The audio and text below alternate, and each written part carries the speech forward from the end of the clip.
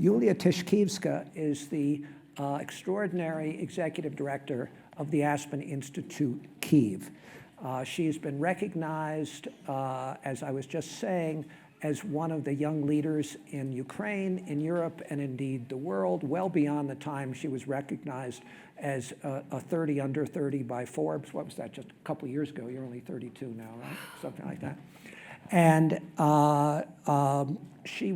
I had the privilege of interviewing candidates to become the executive director. I'm on the board of the institute there 5 or 6 years ago, and it immediately became evident how incredibly fortunate we'd be if Yuliya would accept the position. She was at that time already actually a fairly famous person in Ukraine.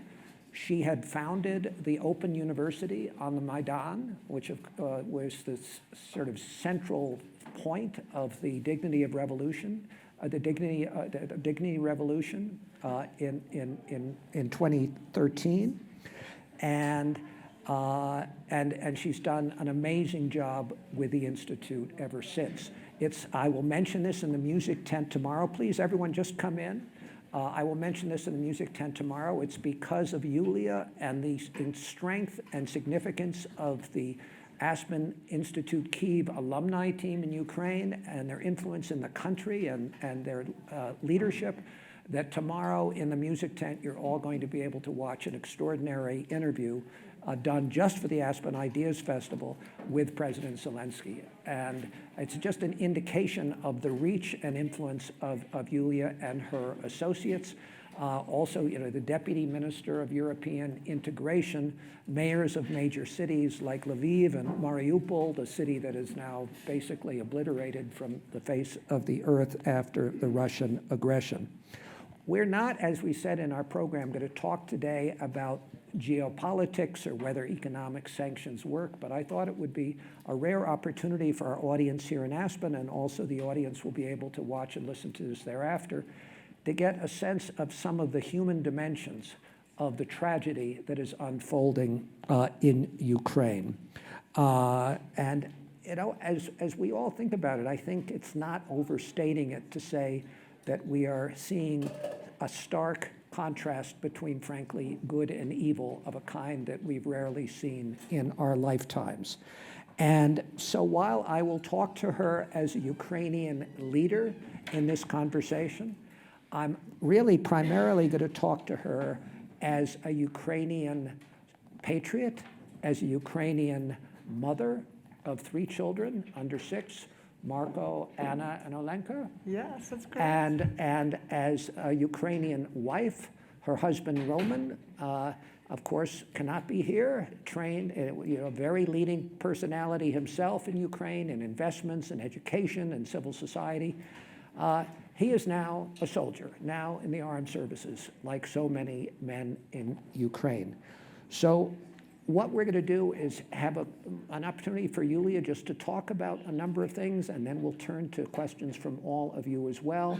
I'm going to start with when the war began, have her talk a little bit about her journey, like so many Ukrainian women in exile, 6 weeks, I think it was, with her 3 children and other members of her family and friends, trying to get to a place of safety. And then finally, to talk about what it is like as a Ukrainian in temporary exile, let's hope it's very short, reading the news every day, learning every day about friends who have died, and what it is like to have 3 small children taken away from their homes and their families and exposed to the kinds of things that I think all of us find almost impossible. So, Yuliya, first tell us, bring us back to the beginning of this war. I remember being on a Zoom call with your senior staff and other trustees of the Institute at a time, maybe a week or 2 before the invasion, where frankly we all thought outside of the country that there was going to be an invasion, and I think you still felt, no, it really can't happen. But take us back to when you realized that this was really going to be a war. Thank you, Elliot. Thank you for your generous introduction. I feel really honored to be here with you today. It's really hard to talk about like this personal aspect about the war, because we were living like normal life.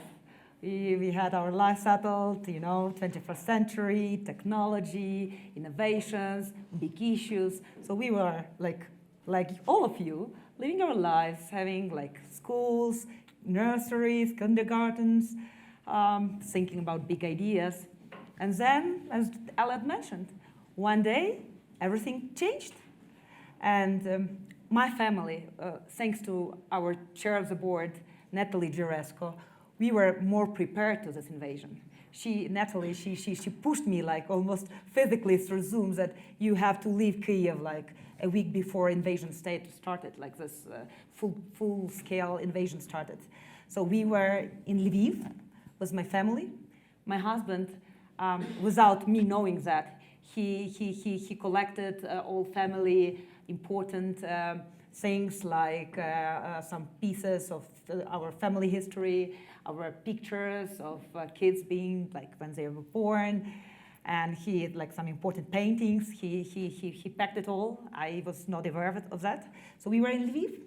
When Lviv is the city, as most of you know. We all know Ukrainian maps now, on the western side of the country, close to the Polish border, where people thought they could be safe. Yeah, we thought we could be safe there. So we heard this air raid sirens, which is a very unpleasant voice, like sound. And we came out to the main square of this Lviv city, and I really felt like I'm in a Second World War movie. Just no people around. Sirens are so loud. My kids started to cry. And my middle, Anna, she's 4 years old. She was so stressed. She started crying like, I don't want the Russians to kill us. I don't want to be dead.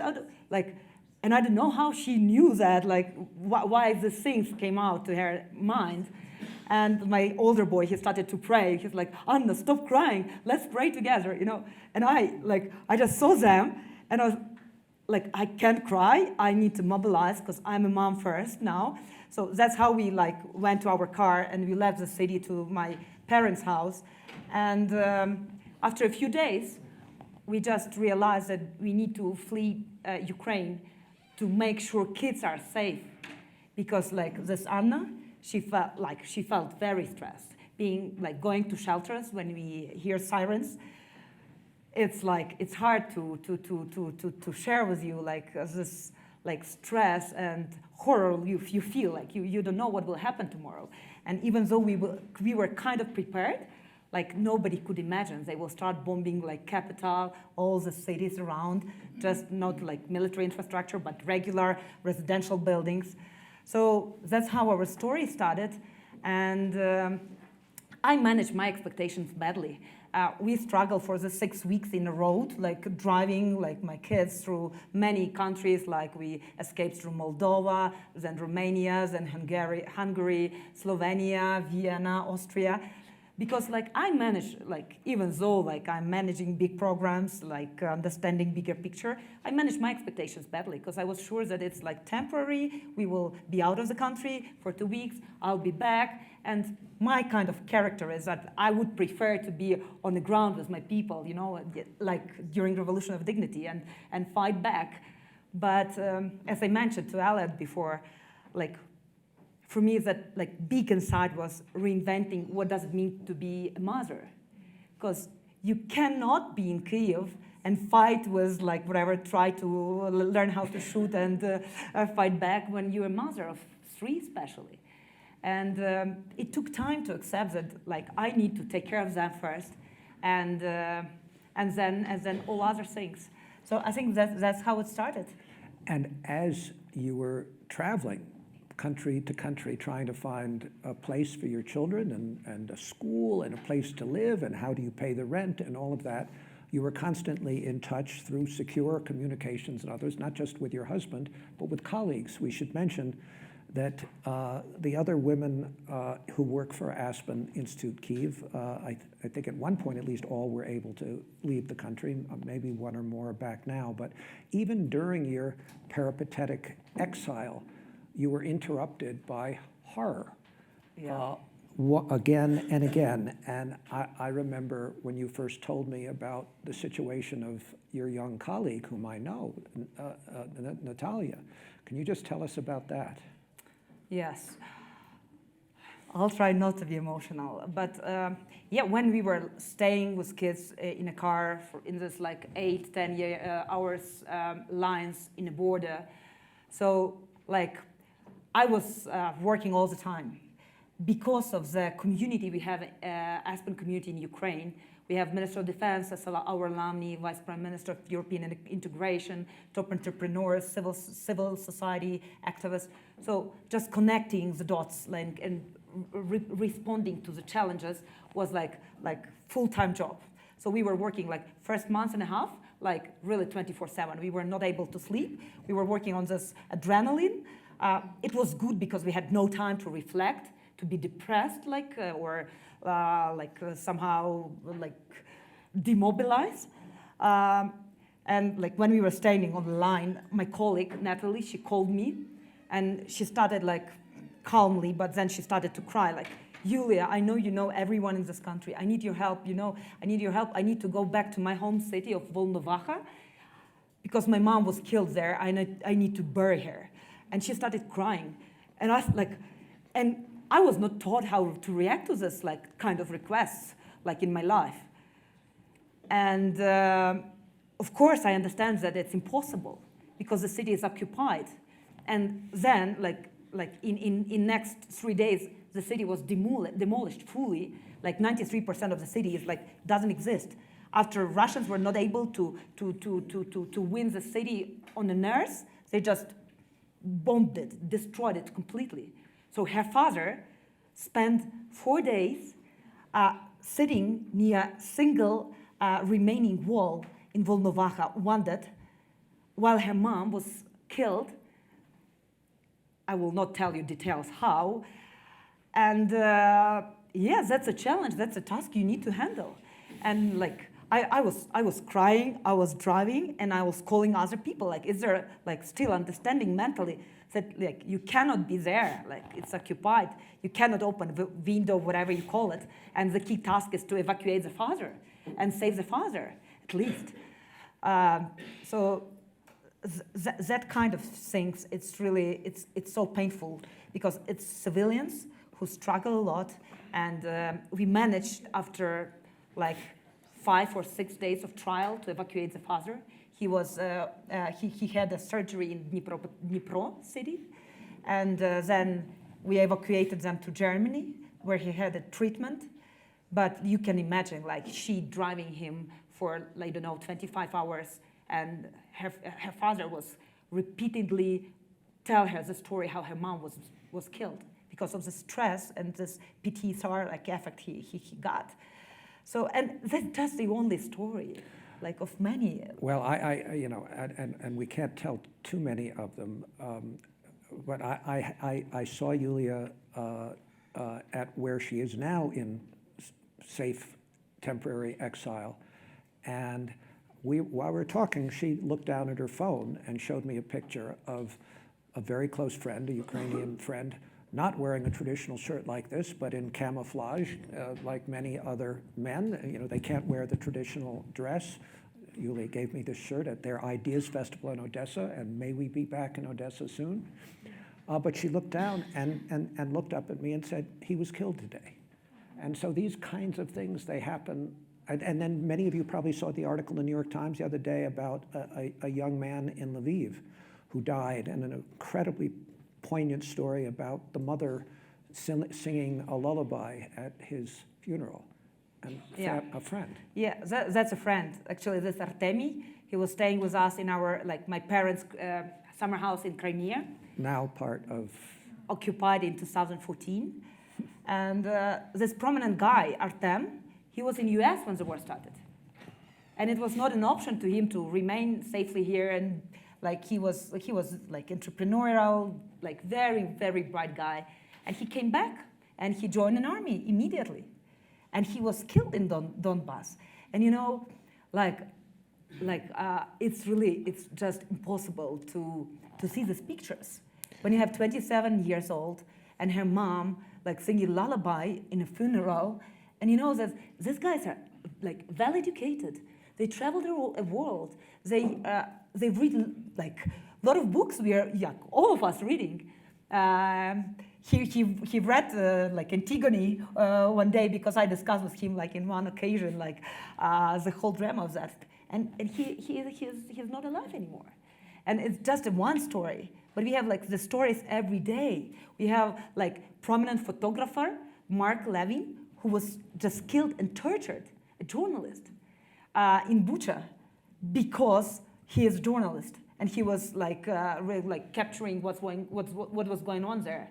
And like my husband, he founded Ukrainian Leadership Academy, a gap year educational program for young students after high school to have a gap year to better like learn about themselves, to discover the country, discover like European Union. They regularly were going to Israel to learn about their innovations culture. So 4 his students were killed 24 years old, just because they stood up, they joined military, because like we at Aspen, we know that like more than anyone else, that values is about actions. And it's hard to accept, even for me after 4 months of war, that you need sometimes to like take arms and go and fight for your values. It's not declarations. And that's what this like young boys were doing. Like, and it's incredibly painful. It's like. You mentioned Bucha. We've all been reading about that, and we're all hoping that evidence is being collected that will prove the existence of these war crimes. And the stories are beyond comprehension. You know, young girls gang raped, and I read, one of them, makes it to Poland, where psychologists, because of the state of abortion in that country, we won't talk about this country now. And what did the psychologist tell this young woman? Like for me, it's really very hard to talk about this, like raping, and as much as you was shocked, like Bucha is very close to Kyiv. Like my team member, he lives there, and it's just next door. And we were so shocked by all these stories. But I was much more shocked than when our security service captured these phone calls of Russian soldier calling her wife in Crimea and telling her what's going on, and we are here raping Ukrainian women. And she said, oh yes, you should do it, just do it, but don't tell me that. And that was really hard to imagine, and especially what we were doing during this first weeks of war. It was very unexpected tasks. I was not able to imagine I'll do that. So on the day 3, we were gathering hackers who will be able to defend our infrastructure and attack Russian infrastructure. Day 5, we received requests from the government that there is shortage of food in some cities. So we were connecting with Ukrainian entrepreneurs, and my friend called me Yuliya, we have 500 tons of chicken. Where to deliver it? And I called another person in the government and said so I have a lot of tons of chicken, what should I do with that? And I feel okay, I need to solve this logistic question with this chicken. Then another trustee called me Yuliya, I have a few veterans of French Legion who would like to go and fight in Ukraine. I said, okay, why not? Let's think how we legally could construct the system. Challenging task. But why I'm mentioning that, one of the key priority which we were doing was some media connected Aspen alumni in Ukraine. So during the first 2-3 weeks of war, we were trying to do media campaigns to reach out to Russians. So we engaged singers, celebrities, bloggers, Instagram, millions of followers who are well known in Ukraine and Russia, because our Ukrainian identity is quite inclusive. What we see, we have very diverse population in Ukraine, different religions, different languages, different political views, so normal democracy. So we were trying to use these influencers to reach out to regular Russians and let them know what's going on. Guys, it's against human values, normal whatever values, and like shows them what's the cruel war is it. And you know, after 2 weeks of hard attempts, like doing different kind of things, approaching, addressing, showing pictures, trying to like it led to nothing. Our idea was if we have like a few millions of Russians protesting against war in a main square of Moscow, that will definitely make some difference. But it led to nothing. And this like conclusion, it was so like frustrating. And then having the story of this raping, and when a wife, because there's two guys, a soldier and his woman, they are identified. We know who are them. We know where they live. That's what our journalist made. And even like this soldier is taking drugs, whatever, but what's wrong with this lady who's a mom of 2? What's wrong with the culture? Like, and that's very hard to accept. And like that's why for us this war is existential war. It's a war for our existence, and we are courageous and we fight back that hard because we understand what we are fighting for. You mentioned a trustee, and all of the trustees, whether in the country or out, have been doing their own to support the effort. Tell us about Andrei. Oh yeah. Andrei and his house. Yes, yes. Yes, I like the story a lot because I have one trustee who is actually owner of the biggest port in Ukraine, who you understand has a lot of troubles now. And yeah, you see this, that the Ukrainian designer made this, how you call it? From what grain Scales. is? Scales. Yeah. So he owns a house which is in near the Kyiv. Beautiful house, great location. And one day he found out through video, he was security in Switzerland. System. Yes, a security system, that a Russian military base happened to be in his own house, which he owns near Kyiv. Probably to turn it into a place to bomb the city from. Yeah. So can you imagine, what will you do? You have your nice, great, private house. You invested a lot. It's a beautiful location.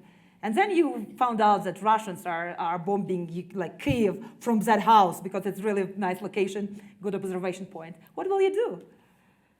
So what he did, he called security service and defense ministry, and he said that's the GPS coordinates where they are located. You just need to shoot down and bomb it, and so we make sure that Russians are not bombing our city anymore. So he phoned in the GPS coordinates of his own house to have it destroyed. To have it destroyed? And in each stage, every person feels that he or she is contributing everything he or she can to win this war, to defend our land, to defend our freedom. And there are, one of the good signs of this war is our sense of humor, because we have a lot of pictures with trying to have humor in this very hard, difficult times, because that's what helps us to survive. Because it's the challenging we are facing every day. It's crazy. It's still hard to accept it. It's surreal. Just a couple more questions before I'm going to let others ask questions. What do you tell Marco now? He's 6. He's able to understand some things. How does he think about this? How does he think about his father, whom he probably can't even talk to very often because of security of communications? He's now in the armed services. What is in his mind? Oh, good question. Hard question.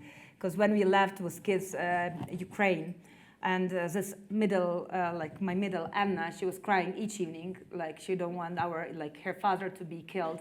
I was keep repeating her, look, Anna, your father is not a soldier. He'll not be killed. He managed big volunteering organization. He'll not be killed. And now he is a soldier. So it's quite of difficult to explain them what's going on. And my husband, he decided to join an army, and as many men of Ukraine, and he made it voluntarily. He was not pushed to do that, just because out of love to the country, to the values, you know. And each Ukrainian, after war started, we felt it very personal.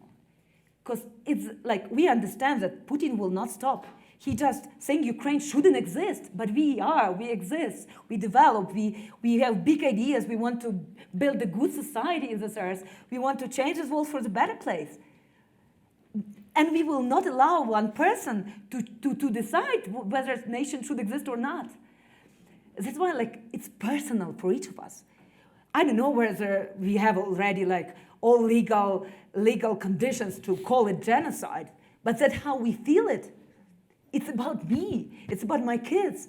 It's about my neighbors, my parents, and all other like 40 million of Ukrainians. And I think like some friends, like international, oh, how you allowed your husband to go and fight? Like you have 3 small kids, like, and it's a war. You never know what will happen. And like for me, it's not an issue. It's hard, especially when I saw him for a few hours before he joined in Davos. And it was like, you just don't understand when you see him again, whether you like, whatever happens. And you don't know how to explain it to kids. And it was hard. I decided not to tell them like the whole story. But one morning, I'm staying with my friend, Sarah. She's a very nice and generous person, like helping us a lot in the UK. And like the support is enormous. And one morning, I saw Anna, this like very sensitive girl. She talked to the Sarah. She's like, Sarah with British accent, you know, which I don't have, but they, after 2 months, kind of trying to copy. Sarah, you know, my daddy is soldiers, Ukrainian soldiers. And she was not crying anymore. She was so proud of him. And for me, like, I cried a bit because, like, we cannot imagine, like, that in 21st century, we need to learn everything about arms. I need to be here and ask you to call your representatives and ask them for more weapons for Ukraine, because sometimes you just need to fight evil. You just need like help good prevail by taking guns. And you know, we were raised on Western philosophy. We live life for peace. And now we need to fight for this peace. And that's one story which really touched me yesterday, because like, a big happy moment. I spoke to my husband yesterday for 15 minutes, and I shared the story with Ambassador Taylor this morning. Like, and he shared that his comrades delegated him yesterday to go. I don't know where he's located, but he is somewhere on the east, to go to the shop and to grocery and buy some things.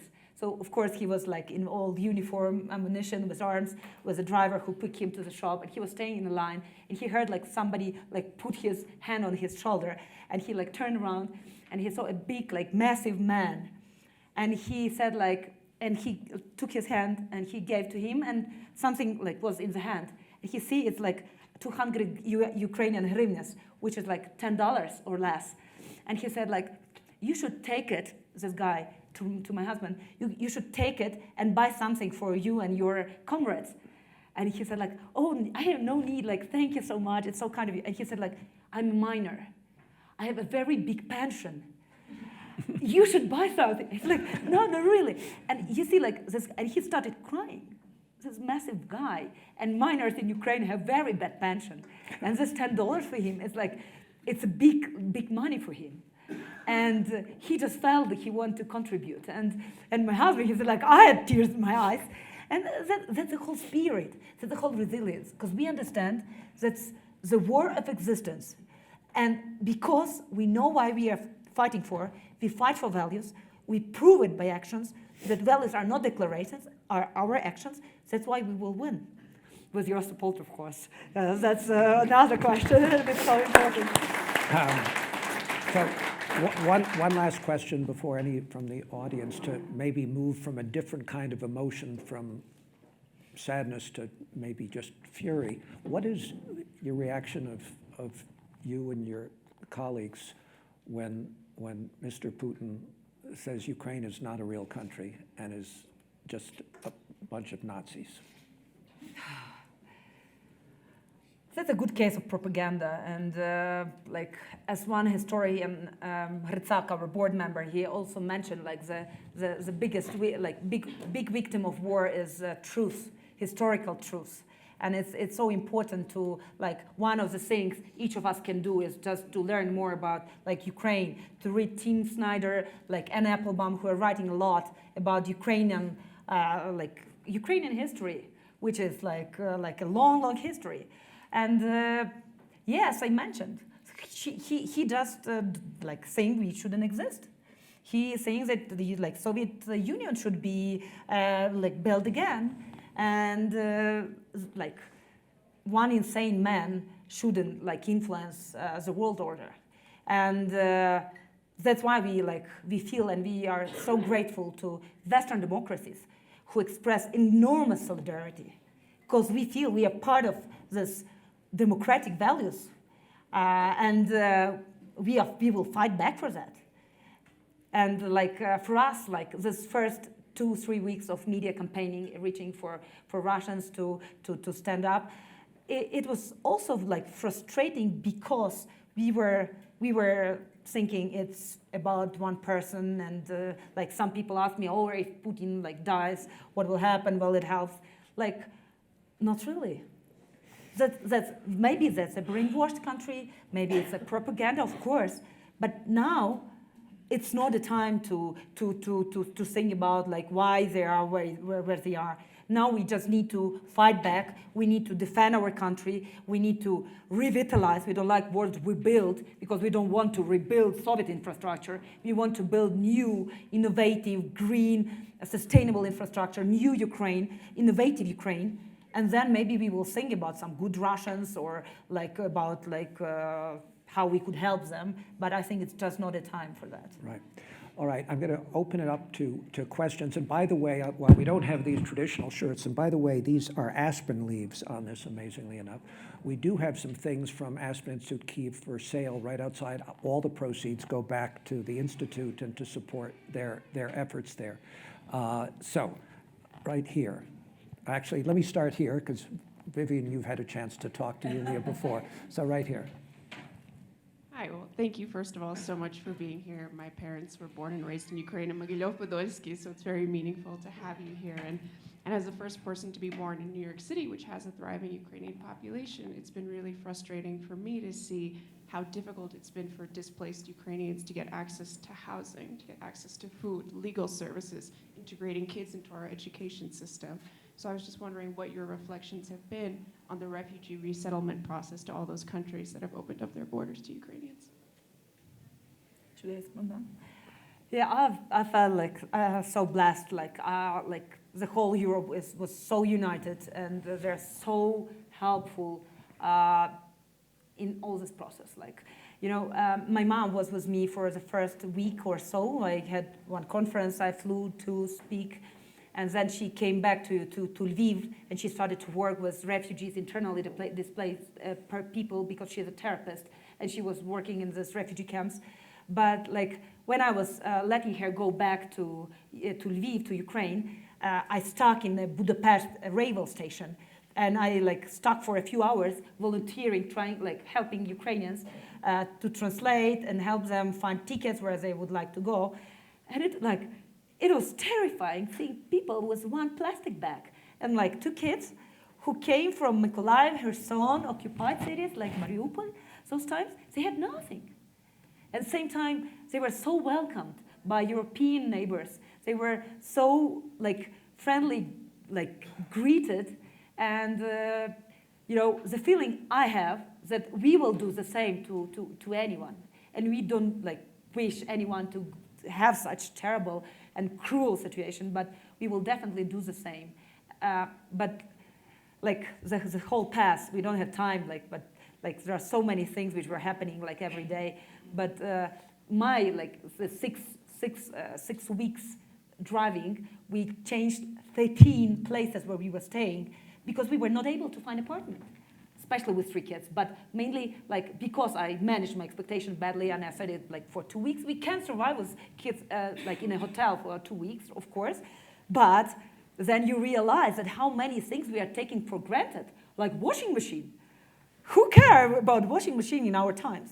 But when you have three kids, hotel room, no washing machine, you need to wash, and kids, of course, are dirty after 2 hours, and you need to wash it, you need to dry it somewhere, and it's such a basic thing, and you can handle it. And my case was, I booked a hotel for 3 days. I was sure I will pay whatever money, I will find an apartment to stay. But no apartments. And then I came to the reception and I said, we need extra 3 nights. She's like, sorry, we are overbooked by Ukrainians. And you need to pack all of everything. You pack kids and you go to another place. So it was really difficult time. But also it was good for, reinventing many things. How many things in our normal life we take for granted, and we are not grateful for. And just when you lose this thing, you understand what is it. Question, gentleman in the middle, please. Do we need a microphone runner? Yeah, please, because we are recording this.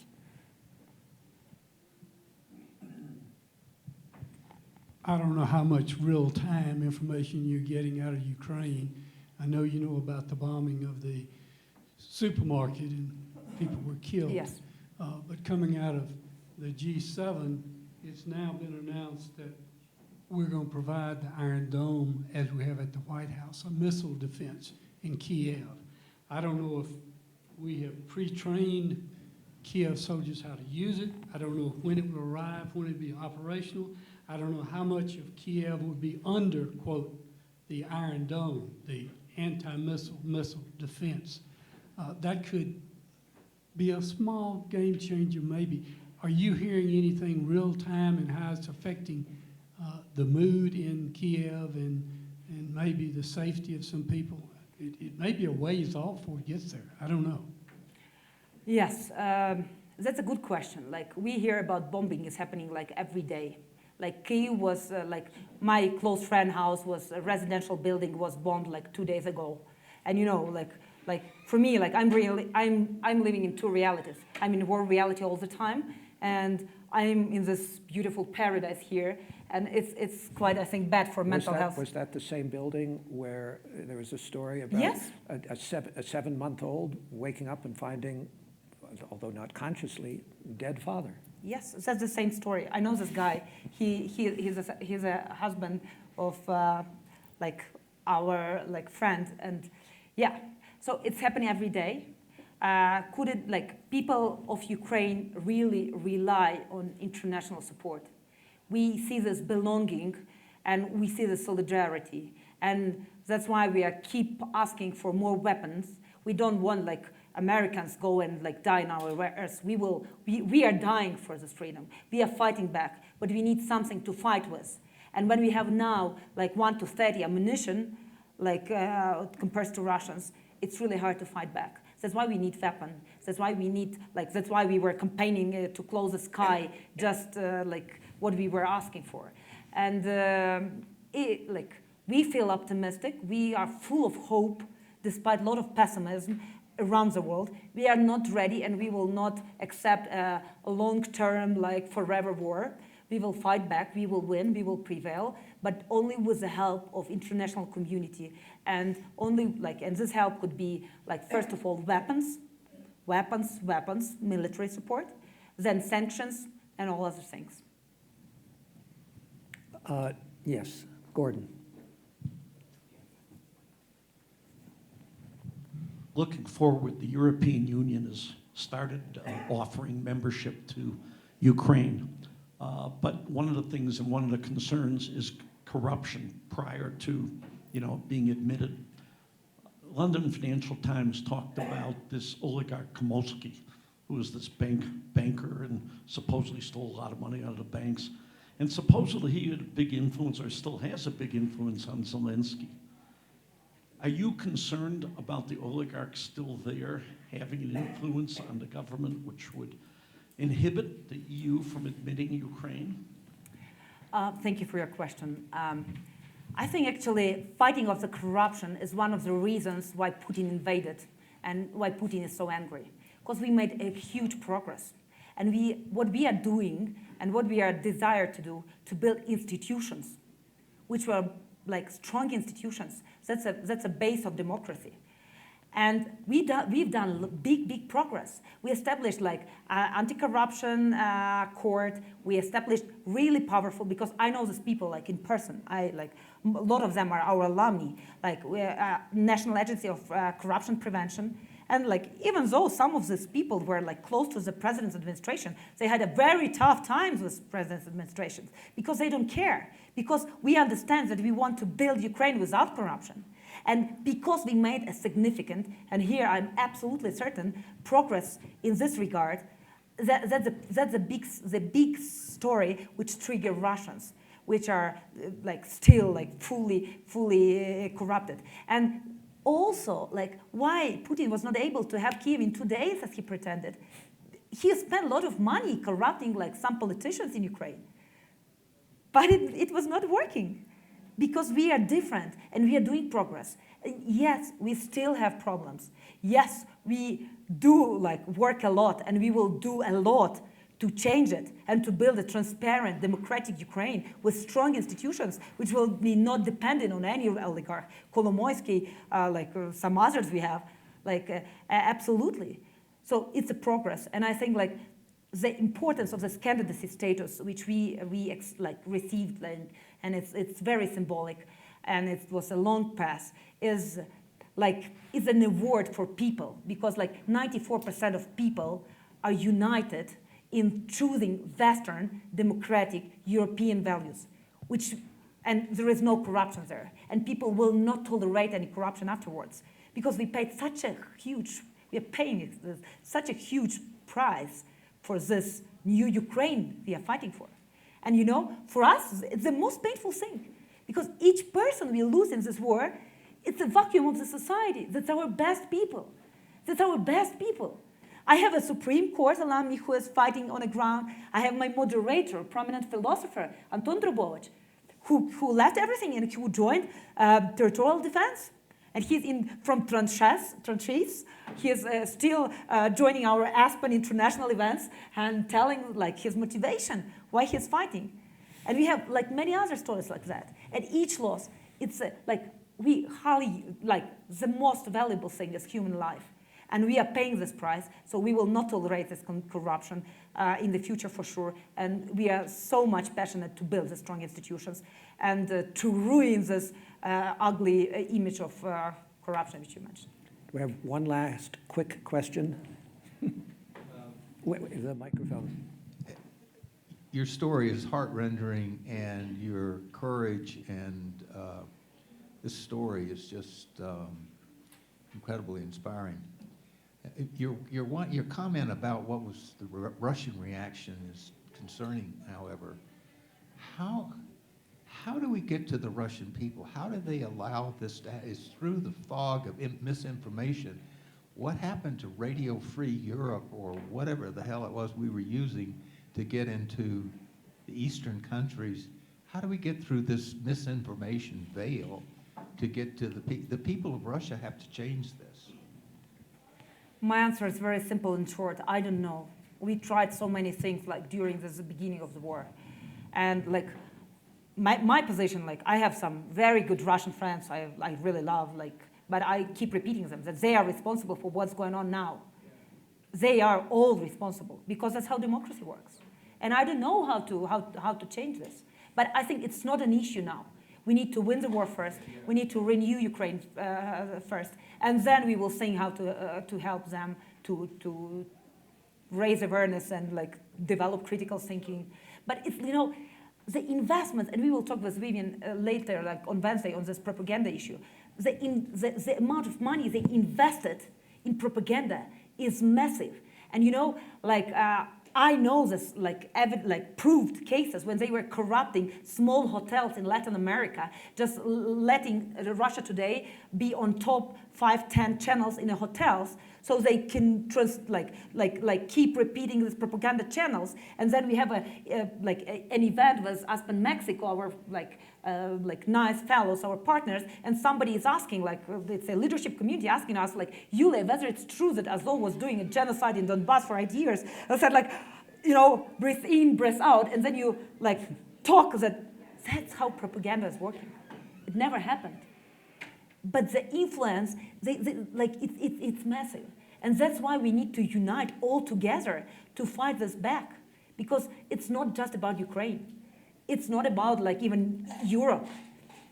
It's about like freedom of this world, values of this world.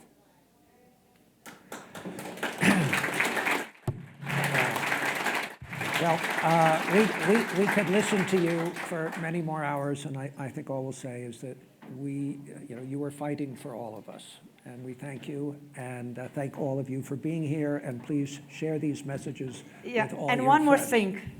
I would really love each of you after this session and just go out of this session and do something to help Ukraine to win.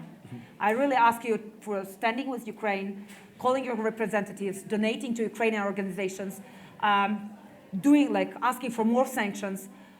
Just help us to win this war for this war sooner and pay not that big price, and to win all of us together.